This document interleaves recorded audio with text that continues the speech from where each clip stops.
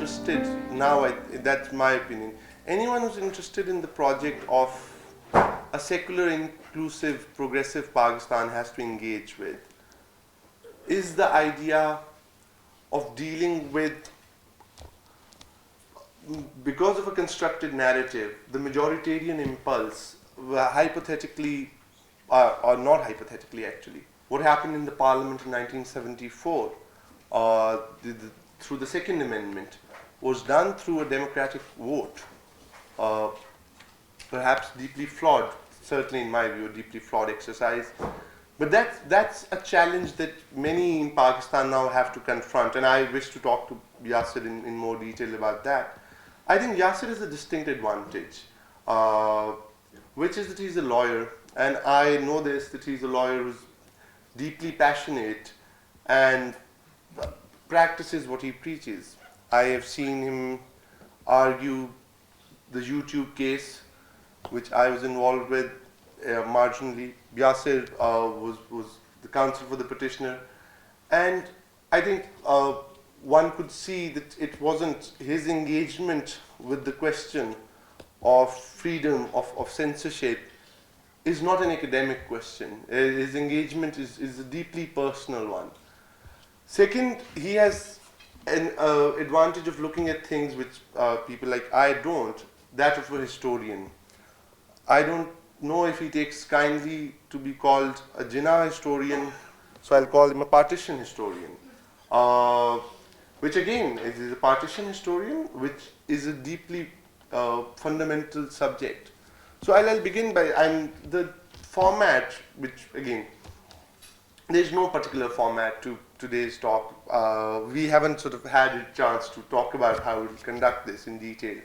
I think the best way would be for me to put some questions to Yasser, which would allow him to perhaps talk about his book, talk about his work, and then the idea is not for us to have a conversation alone and for you to be spectators. The idea is to have this as a dialogue, and then we'll open it up to all of you. So Yasser, let me begin by asking, the freedom of religious belief is something that this book seems it's one of the major themes, if not the major theme, of the kind of state that Pakistan has become and the kind of state that Pakistan was meant to be. While one understands your historical impulse and expertise to look back, to make sense of the present and of the future, but there is also the flip argument, that is, and that's a practical argument, that being warped in what ifs in the objectives resolution, if the early years, perhaps is also an academic engagement, which is good and has value, but really has a very little impact in what we do. I'll give you one example. Through a miracle, if the objectives resolution, Article 2A of the Constitution, is repealed today, would it change anything? Well, I think what has happened over the last 30 odd years, and especially with the marker that you pointed out, which I think was an extremely important marker in sort of the turn that the state took, 1974, and that's been 42 years. Ever since that time, I think we have come to a point where now with if I was to talk as a lawyer, I would say that no, taking out in sort of a very sort of technical manner, as a lawyer, I would say, of course, if you just take out the objectives resolution, you're not going to resolve anything, because the Constitution is still going to have discriminatory provisions, especially the fact that the President and the Prime Minister have to be Muslims. You were still going to have the blasphemy law. You're still going to have Ordinance 20. So all of these things are there, but like you said, I mean, or like what you were trying to sort of, from what I could gather, from what you were saying, is that this majoritarian impulse, does it have an end? Does it come to sort of a conclusion, or does it lead us down this road? In terms of looking back, in terms of looking at what we were intended to be, or what has been sort of my primary preoccupation in sort of writing, what Jinnah wanted Pakistan. I think one of the things that I'm trying to do, or one of the things that I've always tried to sort of do with whatever I've written or said, is that I'm trying to make an alternative narrative. I mean, I want to contribute to an alternative narrative. And that alternative narrative will begin to, in my opinion, once we've gone through enough humiliations, and that is precisely what we're going through internationally. I mean, look at the way we are looked by the world. I mean, let's be honest about this. The world does not like us. The world thinks that, with the number of problems that we have, there's a line on the jacket cover of the book that Pakistan has been called the most dangerous country in the world. Now, it isn't. That, I think, we must be very clear, it isn't. But the fact of the matter is, this is how the world looks at us. So that's the reason why I would go back, is sort of to come up with a counter narrative or an argument to the fact that, we were not meant to be a theocracy, which we are. We were not meant to sort of be a state that excludes minorities, that decides, for example, that who's a Muslim or who's not. I mean, Jinnah was very clear on that question. When, Muslim League was fighting for Pakistan or engaged in the Pakistan movement, a number of people tried to get the Ahmadis out of the Muslim League. And he refused. He said, anyone who calls himself a Muslim is a Muslim. So that's one thing. That's sort of your internal Islamic secularism. By what I mean by that is a secular conception towards sects that exist within Islam. That kind of identity that existed, or that was sort of the focal point of the Pakistan movement. You had Shias and Ahmadis and Ismailis and all of these. So it was a big tent movement that was trying to achieve something. Not exactly what it achieved, but that's another debate. But so that's the reason why I talk about it. And in terms of whether objectives resolution, if it was taken out of the picture, my answer would be no, that's not. That's the rot has set in to an extent where we have to now perform a surgical operation. And that surgical operation, how that's going to happen, your guess is as good as mine. As a lawyer, you've engaged with the primary counter-majoritarian institution in Pakistan. Mm-hmm. That's the judiciary. Absolutely. And perhaps, you could also talk about if you see that narrative changing, because that's how it has worked in the world. It's your check on the parliament or the majority enacting things which are inherently unjust or unfair is institutions like the judiciary. Mm-hmm. And that is something that you've engaged with extensively. And you think that's not sufficient, the given state structure at the moment? Mm-hmm. Well, I think in terms of what we've seen emanating from the judiciary over the last 1.5 years, and I would imagine one marker would be the June 19, 2014 judgment, which is an extraordinary judgment. I think if it's implemented, Pakistan would, in terms of, would resolve some of the religious freedom issues that exist. I think the judiciary ultimately is a counter majoritarian institution, but ultimately it derives its members from the same sort of majority. So unless, of course, you were going to have a minority quota on it, which is not the case, I don't see that institution as being necessarily a counterbalance or a sort of a counterpoise to the majoritarian impulse. I don't see it. In terms of, there have been good things that have happened, obviously, one could argue that even in the 18th Amendment and the 21st Amendment judgments, the fact that the judges, the majority opinion, did not automatically resort to Article 2A was a good thing, but this is too little, you know.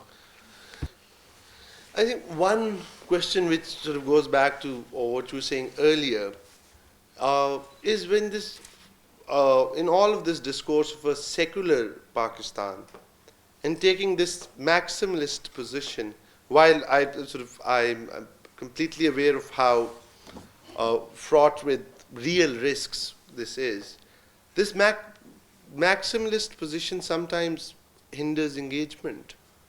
Because to ask for a secular Pakistan means, I mean, that's a non-starter in many ways for any meaningful dialogue. That's a problem, for example, human rights professionals face in dealing with questions like the blasphemy law. Or where do you begin?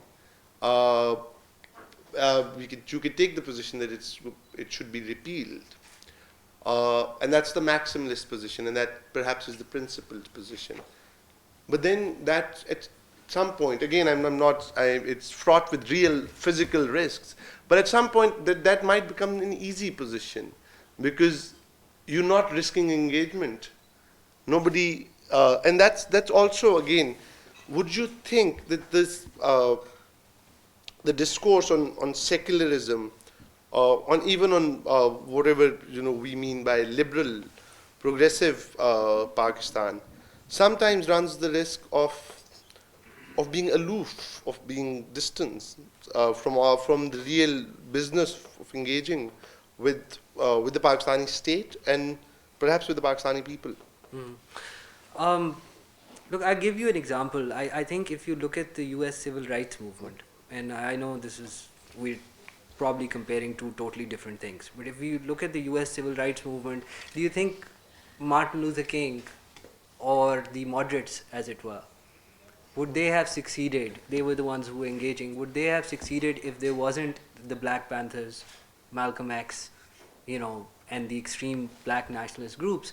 I think that there is absolutely something to be said about there being engagement.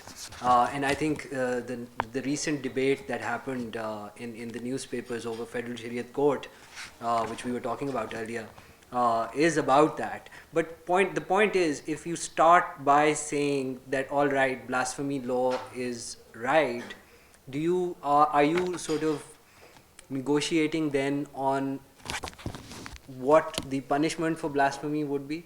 Are you then pushing the entire narrative to extreme right? Or because you are taking a centrist position, but once you've taken a centrist position, once you've taken a moderate position, then isn't the settlement or isn't the sort of the final compromise going to be right of where you're standing? So that, I think, is my answer to this.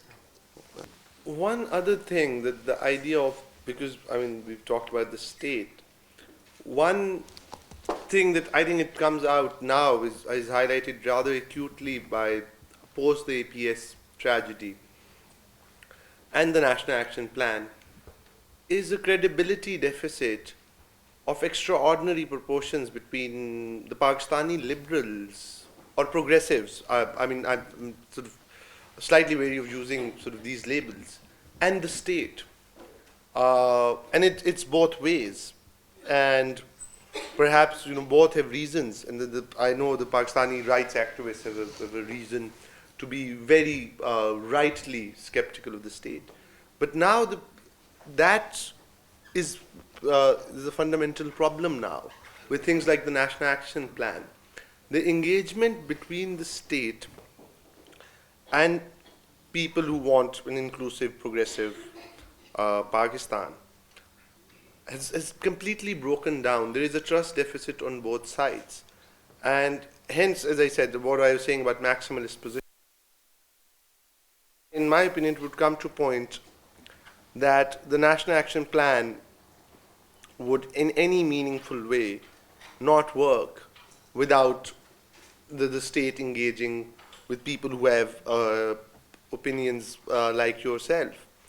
On the other hand, the animosity or the mistrust perhaps is so much of then how do you see that in perhaps turning a corner post the APS tragedy now being repaired, or do you think it needs to be repaired? The trust, the credibility deficit between the state itself. I'm not talking about the government. I'm talking about the state and a political group or a class who wish to see an inclusive country. And if so, how? I think there's a huge trust deficit, of course. That trust deficit is mutual. I mean, it's both are completely sort of mistrusting of each other. Um, the the liberals, okay, so the liberals need to understand, I think, the progressives, the liberals, and the sort of the people or our kind of people need to understand that the state ultimately is your own state. I mean, you have to own it, you know. And I think the state itself needs to sort of take the step of standing behind liberals, behind progressives. I mean, a lot of times when you take these, when you know, for example, Salman Taseer's assassination, the state did not stand behind its own governor.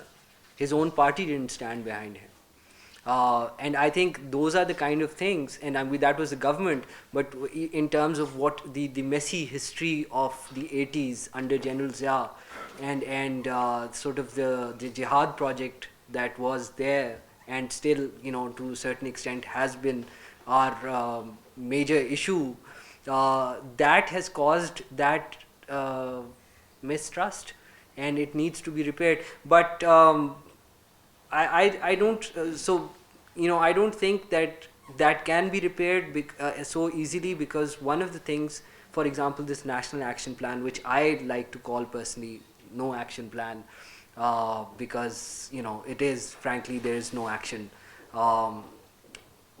So there's a gentleman from Rabwa, which is a small town, as you all know, near Chinyot. He used to sell books, and that's all he did. He actually sold books, you know, religious books of his sect, which was the Ahmadi sect. And he was recently arrested under the National Action Plan. And so you have a situation where, you know, sort of this is perhaps truer of the Punjab government than it is, you know, the rest of the country, but I mean, I would imagine, but it seems that there is a sort of the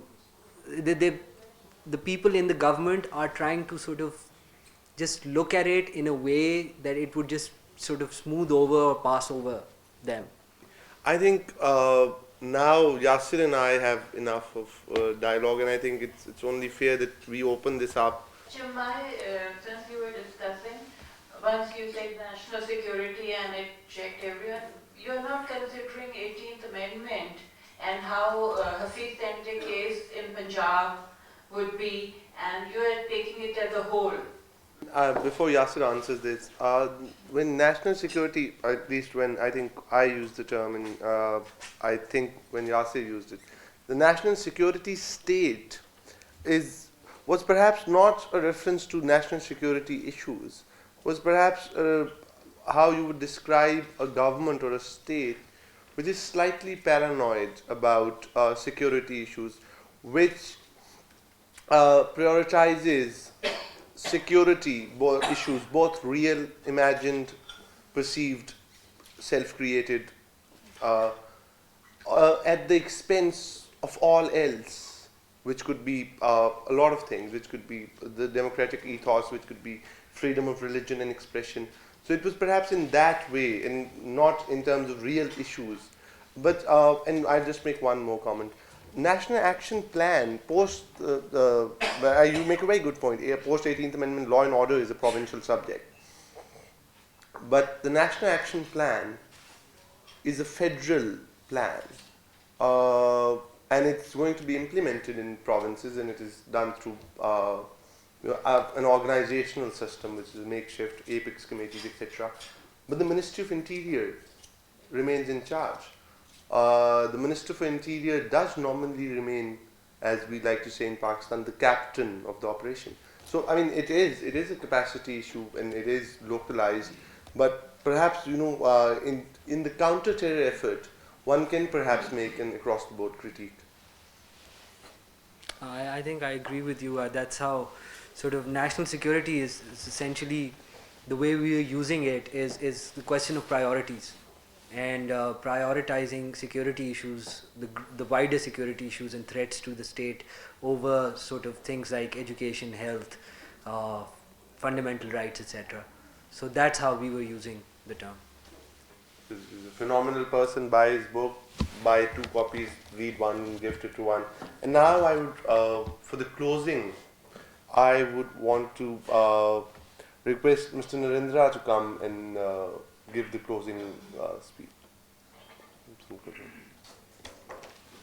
On, for want of a better word, on religious freedom. I cannot comment on the book because the 2 wise men have said it all. I just want to say, as a student of history, that the biggest enemy of religious freedom and of feminism is majoritarianism. Unless we are able to meet the challenge of majoritarianism, as you would know that in 1933, the greatest evil figure in human history came through parliamentary resolution. I'm talking about Adolf Hitler. In fact, I'm reading a book on him. Similarly, democracy is not a virtue. It can become a virtue only if other social groups have equal rights and also get justice. This is an unusual day for me in publishing, that we had launch of a book by Yasser's wife, and now it is Yasser's turn. My own advice to Yasser is that he should never think of leaving Pakistan unless he is setting up a branch of his law firm. For the simple reason, he has to fight the battle. And this is the battlefield here in Pakistan. And in a small way, as a publisher, if I can be of some assistance to him in the form of propagating his ideas and ideals. Thank you, Yasser, for having given me the opportunity to publish the book. It has been a very fruitful visit to Islamabad. Thank you.